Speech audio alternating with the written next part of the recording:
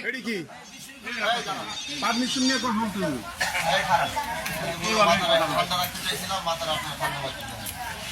আমি যে এখানে বসে আছি এটা দেখেন না আপনারা কথা বললেন কেন আপনারা এখানে আপনি ওনারা কেন কাউন্টার দিলেন কেন উনি বসুন না আপনি কাউন্টার কেন দিলেন আপনি বসে রাখতে পারেন আপনি চুপ করেন চুপ করবেন চুপ করে আছি একদম একটা কথা বলবেন এরকম একদম চুপ